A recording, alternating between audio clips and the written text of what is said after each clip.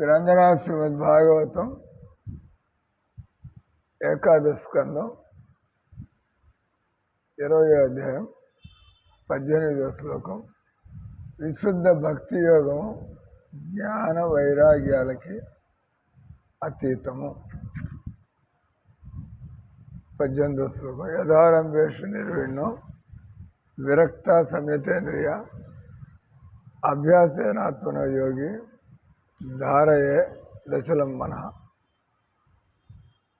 అనువాదం తాత్పర్యం శ్రీల ప్రభుపాదకి.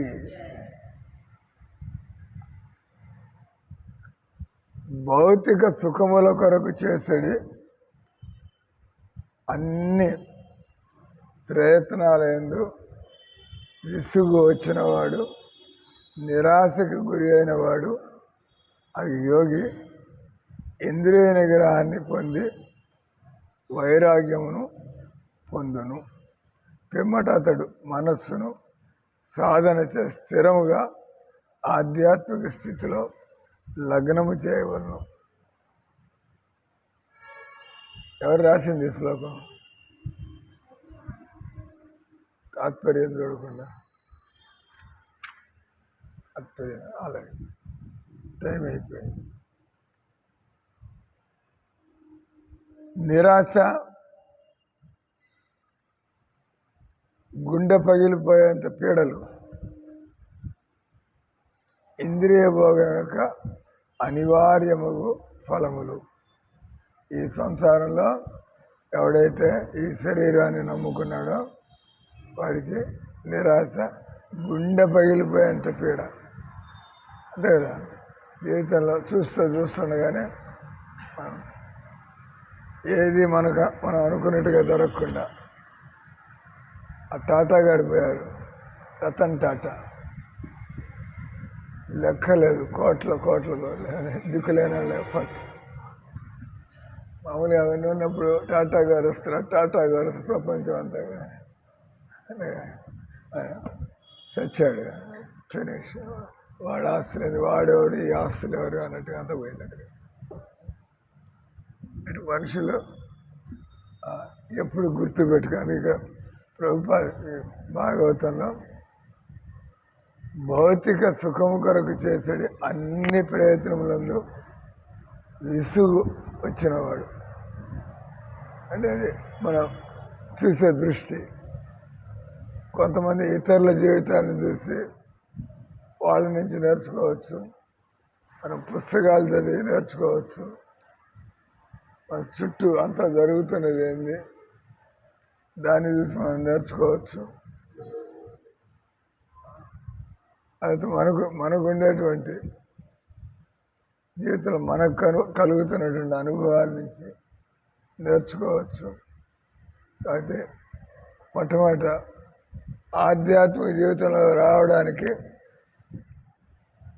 మొదటి క్వాలిఫికేషన్ అంటే సంసార జీవితం అంటే విసుగు చెందినవాడు. అయితే మన మనసు ఇక్కడ సీరియస్గా ఉండదు. ఏదో ఇది భగవంతుడు, కానీ మన ప్లాన్లన్నీ వేరుగా తిరుగుతూ ఉంటాయి. నిరాశకు గురి అయినవాడు అంటే అన్ని విధాలు కూడా చూడడానికి అన్ని విధాల జీవితంలో ఓడిపోయినవాడు. కానీ అందరికీ ఏమైనా వైరాగ్యం కలుగుతుందే అయింది. హాస్పిటల్లో అంతమంది మంచాల్లో పడి మూలుగుతున్నారు, అడిగిన వైరాగ్యం కలుగుతుందా? అంతమంది ముసలాళ్ళు మంచాల్లో పడి ఉన్నారు, వాళ్ళకి ఏమైనా విరక్తి కలుగుతుందా జీవితం అంటే? అంటే దానికి ఎన్నో జన్మల అనుభవం, ఎన్నో జన్మల సాధన. ప్రహ్లాదుడు వాళ్ళ నాన్న 3 లోకాలకి నువ్వేరా వారసుడు, నా వారసుడు, గోల్డెన్ ప్లాటర్ అంటారు. వాళ్ళ నాన్న 3 లోకాలు జయించాడు, తర్వాత వీడు పుట్టాడు ఇక్కడ. ఆయన ప్రహ్లాదుడు. వాళ్ళ నాన్న కోరిక నువ్వు కూడా నా తర్వాత నువ్వు అని. ప్రహ్లాదుడు ఆయన ఏం చేదు అనుభవాలు చూశాడు, ఆయన ఏం కష్టాలు చూశాడు, ఆయనకు అన్నీ ఉన్నాయి. కానీ ఆయన ఎందుకు విరక్తిని పొందాడు?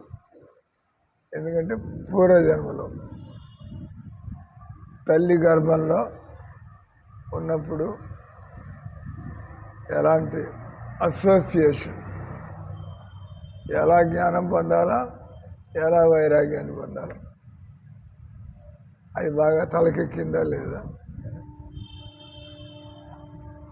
ఇక్కడ భౌతిక సుఖము కొరకు చేసే అన్ని ప్రయత్నములందు విసుగు వచ్చిన వాడు, నిరాశకు అంటే మళ్ళీ మళ్ళీ మనకి అనుకున్నట్లుగా పనులు కాకపోవడం, ఎదురు దెబ్బలు, నిరాశ పుడుతుంది, ఇంకా భయం పుడుతుంది. పిల్లికి బాగా పాలు వేడి చేసి మూతి కాలిపోయేట్టు, అది తాగడానికి కొంచెం మూతి కాలింది అంటే ప్రతిరోజు దానికి అట్లాంటి పాలు చూస్తే భయపడుతుంది. మళ్ళీ పిల్లి పాలు తాగుతుంది కదా, కానీ దానికి ఆ మూతి అంతా కూడా ముళ్ళు పడిపోయి వరుసగా వారం రోజులు పాలు తాగని పిల్లి అన్నారు. దాన్ని ఏమన్నారు? పాలు తాగని పిల్లి.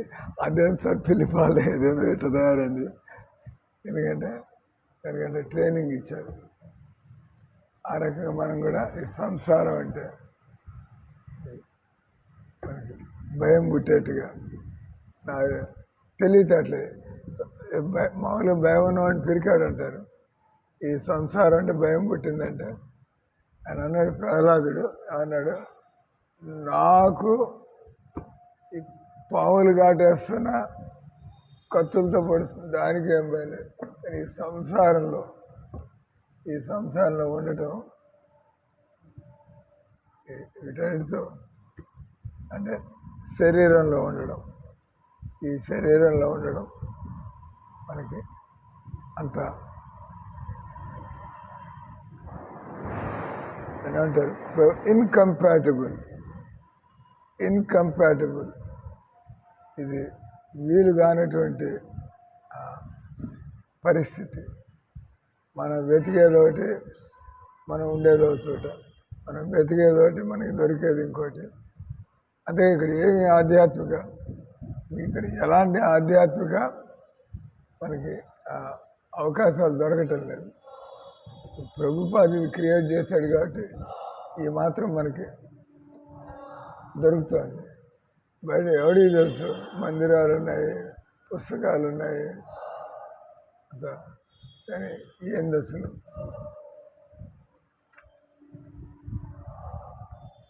అంటే ఇక్కడ ఆత్మ ఇక్కడికి రావడం అన్నిటికంటే తప్పు పని మనం చేసింది.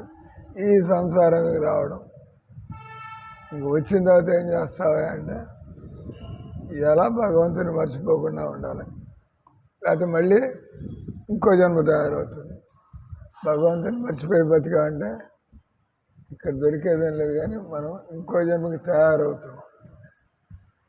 ఇక్కడ చూడాల్సిన దెబ్బలన్నీ చూస్తాం, అయినా కూడా మనం ఇంకో జన్మకి ఎందుకంటే తయారవుతున్నది కాబట్టి. అందుకే అన్నాడు, కౌమారే ఆశ్చర్యప్రాయం. పుట్టంగానే ఒకటే పని, మనిషి పుట్టంగానే ఒకటే పని వాడికి. మిగతా ఆలోచించమాక. తిండి ఎక్కడి నుంచి దొరుకుతుంది, ఉండడానికి ఎక్కడి నుంచి దొరుకుతుంది. మనం చదువుతున్నాం, రావయ్యా తిండి పెడతా, ఉండడానికి ఏర్పాటు చేస్తా, ఇక్కడ వచ్చి బతకమని. ఎవరిని వస్తున్నాడా అయితే ఎవడు రాటలా. ఎంతమంది చెప్పాను నేను, ఉండడానికి వస్తానండి, భక్తి చేసుకోవాలి. ముసలాడు కూడా రాడు, ఇక్కడ చేరడానికి ముసలాడు కూడా రాడు, వయసులో ఉండేవాడు వాడు వస్తాడు. అంటే వాళ్ళంతా కూడా పూర్తిగా జీవితంలో ఓడిపోయి చేతగానాడులాగా మాయ శరణాగతి. ఎన్ని దెబ్బలు పడినా మేము ఇక్కడే ఉండాలి. ఆల్రైట్, ఉండండి. కాబట్టి ఇక్కడ నిరాశ, గుండె పగిలిపోయేంత పీడ, ఇది ఇంద్రియ భోగం యొక్క అనివార్య ఫలితములు.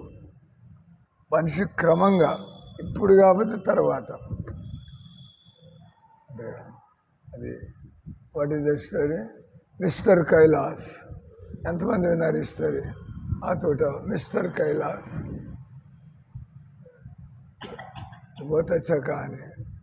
उत्सुक है प्रीति, इसलिए उत्सुक है ना सुनने के लिए। आपका जन्म तो धन्य है, आपने पहले आसन मार के बैठा है, अब इस रास्ते पर जाना है, अब हमसे भी बेहतर है, ठीक है ना। आपको नमस्कार करना पड़ेगा। आप लोग दुनिया की तमाशा देख के मारपीट खाकर वापस आ गया, अब सीधा पहुंच गया, ठीक है ना। अच्छा है। साध्वी ब्राह्मणी तो ఇక్కడ మిస్టర్ కైలాస్ విన్నారా మాట, మిస్టర్ కైలాస్, మిస్టర్ కైలాస్ అని చెప్పి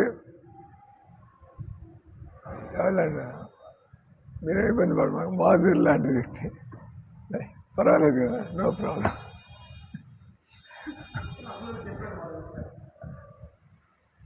మిస్టర్ కైలాస్ అని ఆయన మగాడి ఆడ, మిస్టర్ కైలాస్ అని మాధురి లాంటి ఒక వ్యక్తి. నారదుడి పాపం జనాన్ని ఉద్ధరించడానికి ఆయన బయలుదేరాడు. నారదుడు ఆయనకి ఎంత బుద్ధి పుట్టింది, మిస్టర్ కైలాస్ పాపం పేరు కైలాసం పెట్టుకున్నాడు. వీడిని నేను భగవంతుడి దగ్గరికి తీసుకుపోవాలా, కైలాసానికి తీసుకుపోవాలా. వచ్చి నారదుడి గురించి అందరూ వినే ఉంటారు హిందువులు. అంటే నారదుడు రాగా చూశాడు, ఈ వీణ తీసుకుని మంచి అందంగా ఎప్పుడు కూడా వయస్సులో ఉండి అయితే అన్నాడు, మిస్టర్ కైలాస్ నేను నిన్ను వైకుంఠాన్ని తీసుకుపోవడానికి వచ్చాను. ఎంత సంతోషపడాలి, ఏమీ సాధన చేయకుండా, ఏమీ తపస్సు చేయకుండా, ఏమీ జ్ఞానం లేకుండా ఆయన ఒకటి తీసుకుపోవడానికి వచ్చాడు. అంటే నారదుడు ఎవరికైనా కూడా మోక్షాన్ని కలిగించగలడు. నారదుడు ఎంపవర్డ్. అంటే ఈయన ఏం సీరియస్గా అదేం సరే మా వయసు ఏంది, మా పరిస్థితి వైకుంఠం అంటారేంది, అసలు జీవిత సుఖాలే చూడలేదు. అయితే పోస్ట్పోన్, మీరు పొరపాటున వచ్చినట్టు మీరు ఎవరినో తీసుకుపోవడానికి వచ్చి నన్ను అడుగుతున్నారండి ప్రశ్న. ఎవరినో తీసుకుపోవడానికి వచ్చి ఉంటారు సార్, నేను కాదు మీ క్యాండిడేట్ని వైకుంఠానికి పోవడానికి, అంత తినగా చెబుతున్నాడు వాడు. నారదుడు వచ్చి ఫ్రీగా వైకుంఠానికి తీసుకుపోతా అంటే, లేదా మీరు పొరపాటున వచ్చి ఉంటారు సార్ నా దగ్గరికి, నాకు ఎన్నో ప్లాన్లు ఉన్నాయి, నా పిల్లల్ని చూడండి అంత తక్కువ వయసులో ఉందో, నా పిల్లలు చూడండి వాళ్ళని చిన్నపిల్లకైనా మీరు పొమ్మంటారండి, నాకు ఎన్నో బాధ్యతలు ఉన్నాయి, నా జోలికి రామాకండి. పాపం ఆయన ఏం చేస్తాడు, దండం పెట్టాడు, పూజ చేశాడు నారదుడికి. మీ ఉపదేశాలేమి మా చెవుల్లోకి పోవాల్సిన అవసరం లేదు. బాబు నారదుడికి ఎట్లుంటుంది, అవమానం చేసినట్టు నా పాపం. అదే మనం మొట్టమొదటి వచ్చి మాట్లాడిన వ్యక్తే అంటే నారదుడు రాగానే ఆయన అర్థం చేసుకోవాలి.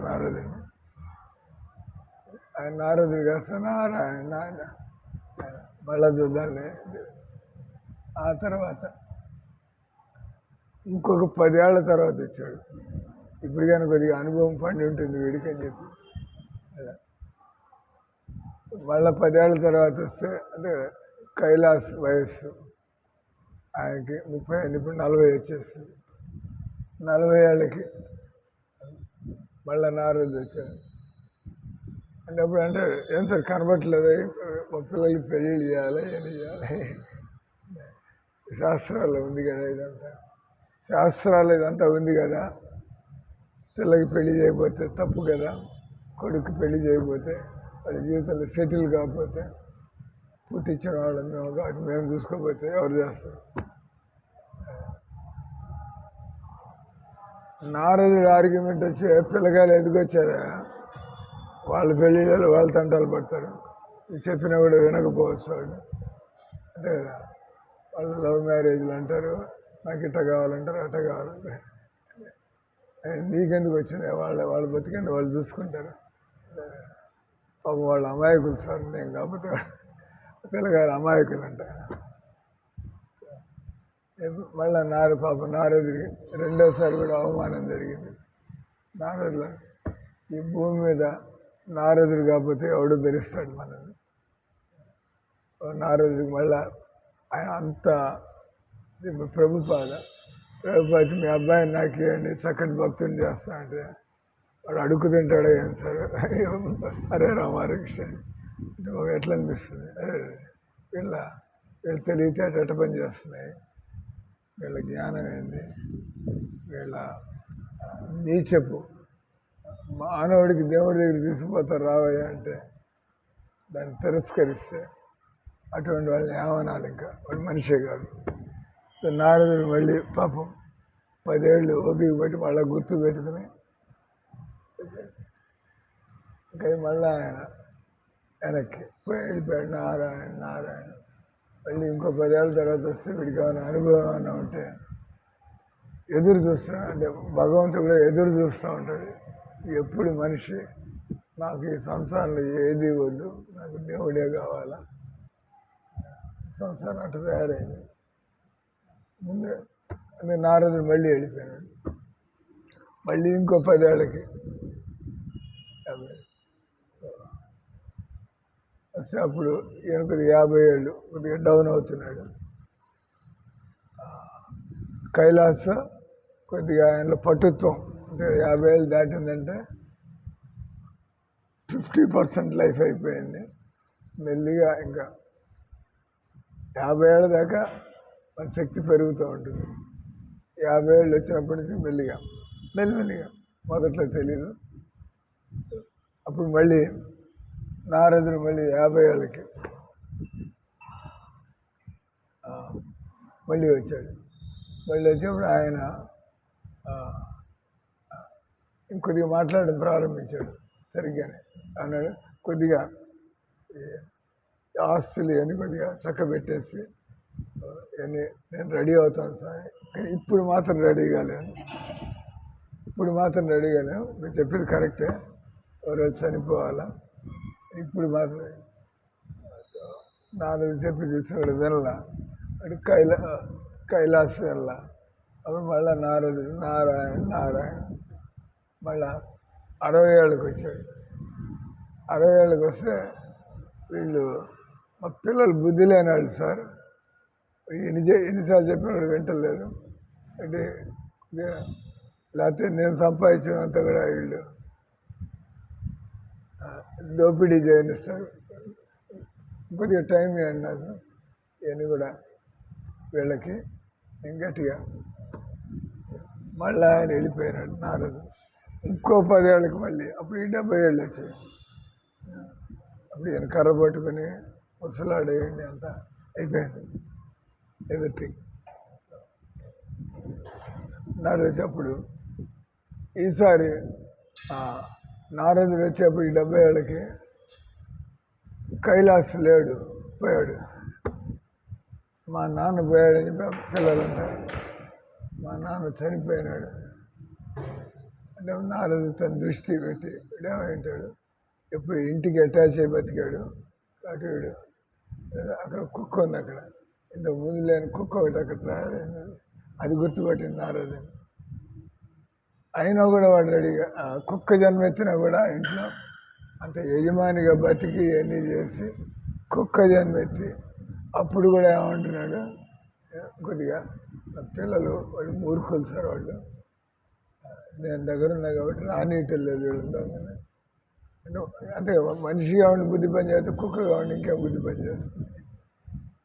అంతవరకు నా పిల్లల్ని కాపాడాలి అది వింటల్లా. అంతకుముందు కొద్దిగా విన్నాడు, వినడం కూడా బాబు నేను లేకపోతే నేను సంపాదించినంతా కూడా పాడైపోతుంది.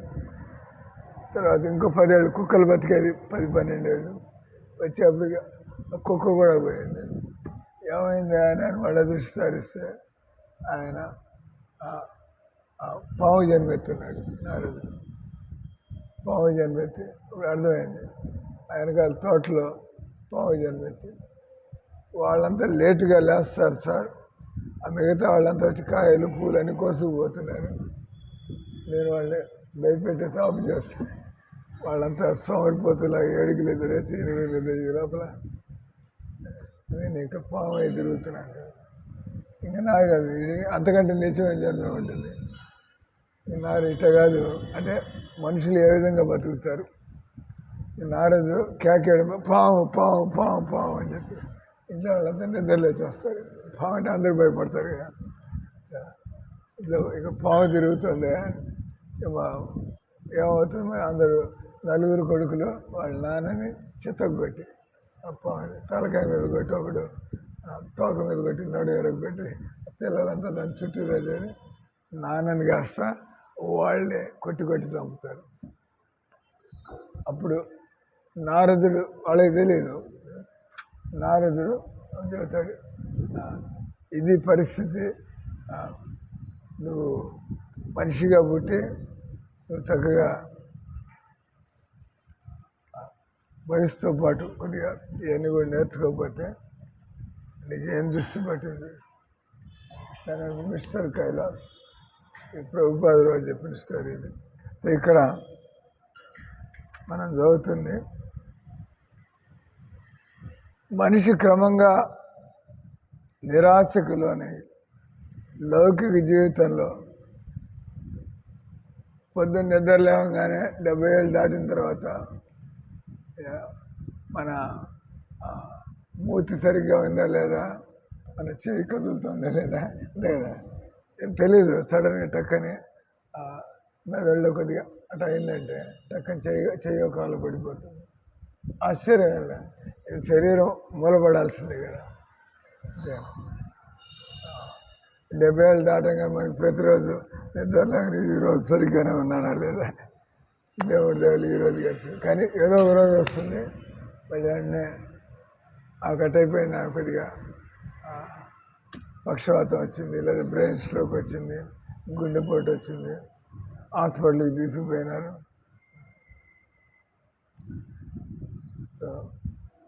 అధైర్యపడును మనిషి క్రమముగా చివరకు నిరాశకులోనే. అప్పుడు తెలుస్తుంది లౌకిక జీవితంలో అతను అధైర్యపడును. కాబట్టి తెలివిగల వాళ్ళు అంతేగా, తెలివిగల వాళ్ళు ముందే అంచనా వేస్తారు, ముందే ప్లాన్లో ఉంటారు. కాబట్టి వాళ్ళకి ఉత్సాహం ఉండదు. ఈ సంసార జీవితంలో బుద్ధిహీనులు పరిగెత్తినట్టుగా వాళ్ళు ఈ సంసారంలో ముందుకు వెళ్ళడం, దేవుడి పనుల్లో ఉత్సాహం ఉంటుంది వాళ్ళకి.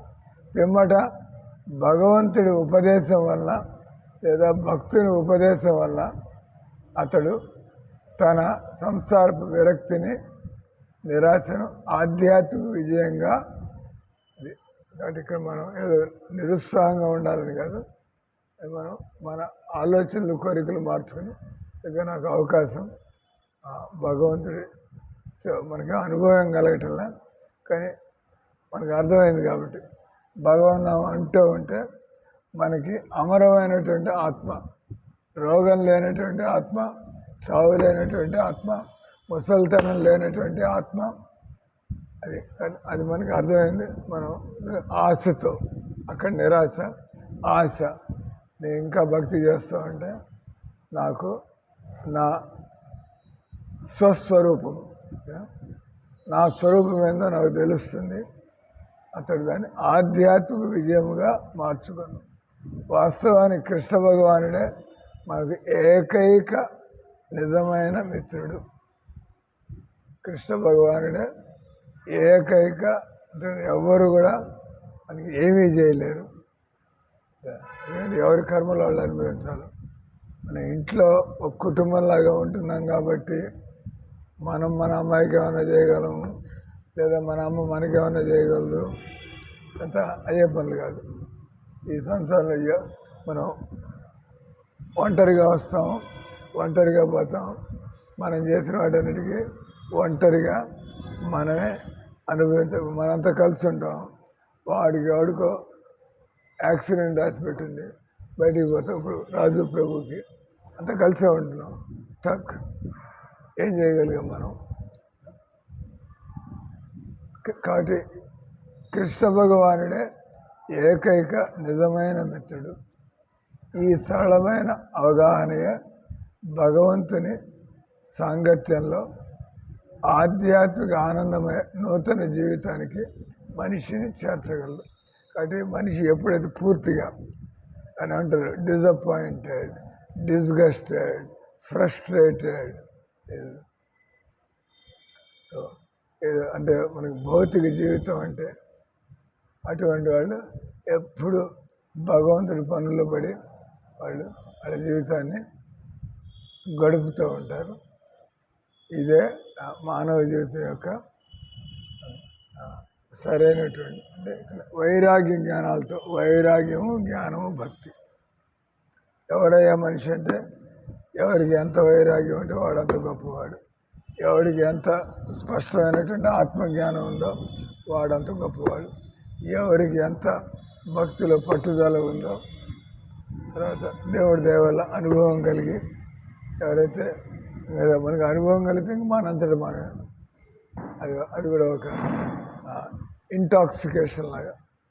భగవన్నామంలో మనకి నిజంగా ఏమైనా దొరికితే మనకి ఇంకా సిగ్గు ఉండదు, సంకోచం ఉండదు, మనకి ఒంటరితనం అనిపించదు, మన పని మనం అంటే ఎందుకంటే భగవంతుని మాత్రమే నమ్ముకున్నాం కాబట్టి మన ఏకైక నిజమైన మిత్రుడు.